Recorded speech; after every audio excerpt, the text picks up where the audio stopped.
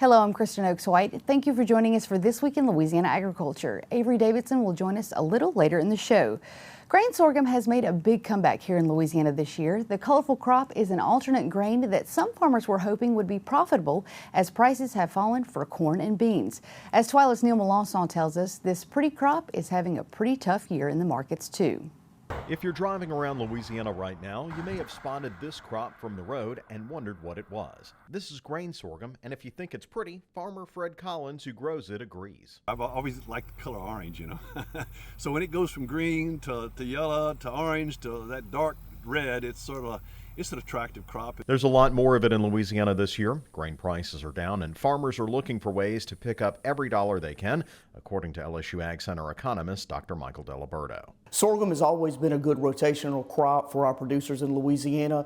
The input cost and management intensity are lower than that of corn.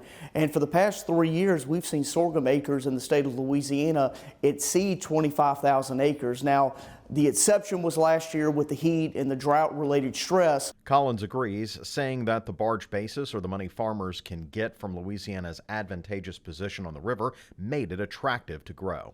You get the price of milo based on the December corn crop, and it's usually about 10 cents better than the corn price is for July. But when they're giving you a positive basis as high as 10, 20, as high as 60 cents this year for a while, it actually was beneficial. All this ground used to be cotton, but the prices are even worse for that crop, and it's no longer in rotation here. I had made a trip up to Tunica here last week and gone to an auction, and all the little towns, you can see the cotton gins closed down, and there'd be a Dollar General and a filling station, and that's about it. So the rural economy is really suffering right now. Even for mainstays like corn and beans, which Collins also grows, times are tough. In fact, he says it's one of the worst he's ever seen. Everybody was kind of hesitant in hopes that maybe there would be a little bit of rally and we'd get back to 550 or 580 or whatever we are accustomed to for the previous years, and instead it just kept dropping. So everybody kind of caught, I know particularly me, I got caught with my pants down in that I just didn't have any corn booked. And so it's one of the worst years of marketing that I've had in a lot of years, because I was thinking that the price was going to do a little better. The one good thing this year is the crop is looking good. Collins says the sorghum, corn, and beans are all looking better than last year at least. We caught enough rain here recently, and we put extra fertilizer after the crop was up just to kind of give it a boost, and they're almost lapping at this point, even though they're planted in the middle of June. So I'm pretty happy with the way the beans are coming on, and all the early beans look really good. Sorghum trades on the December corn charts on the Chicago Board of Trade, which lately has been below $4 per bushel. Well, speaking of corn, I got a chance to talk with Dr. Delaberto about corn and bean prices. He says the big issue in the markets is a big supply of grain out there that can keep getting bigger without either a major disaster or a major buyer coming into the market. We can expect these lower prices for some time to come. We're going to see a big crop this year, and even though we're seeing increased usage, exports are going to be up again. Ethanol production is expected to grow. We're seeing feed use. That demand looks pretty good.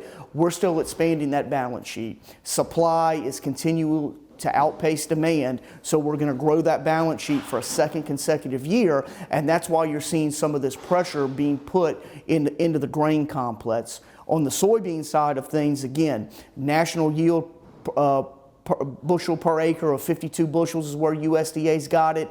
The critical month for soybeans is going to be August. So I think we know a little bit less about the yield potential of soybeans as opposed to corn right now. The next big USDA World Supply and Demand report will be out on Monday, August 12th, so we'll have a better idea of the crop size and conditions then. And Kristen, it was just 10 years ago that Louisiana set the record for the average soybean yield at 57 bushels per acre. USDA's estimate for the national soybean yield this year, 52 bushels per acre. So in just 10 years, we've caught up with that, and there's just so much grain out there right now. There's so much grain, and the problem is that we're in like a Goldilocks type scenario in that last year the crop was terrible, but prices were decent. Yeah. This year, everybody I've talked to has got a great crop, but the prices are just in the tank. Awful. Yeah. Yeah, they really are. And I mean, it's corn, soybeans, rice has come up, sugar's stabilized, but it's just for the grain farmers out there, it's just an ugly scenario. And, we talked to Fred Collins there, who hadn't marketed some of his stuff, and I just don't see how these prices are going to come up in the future. For short of a disaster, which I don't see happening in the Midwest. Me So, neither, yeah. Sounds like this is the ride that farming is going to take. It us is. on. The only good side that I see is that the farm bill usually comes out in years when prices are really good. So this year, hopefully, Congress will listen and have a better support network for our farmers out there. We can hope. Neil Melancon, thanks.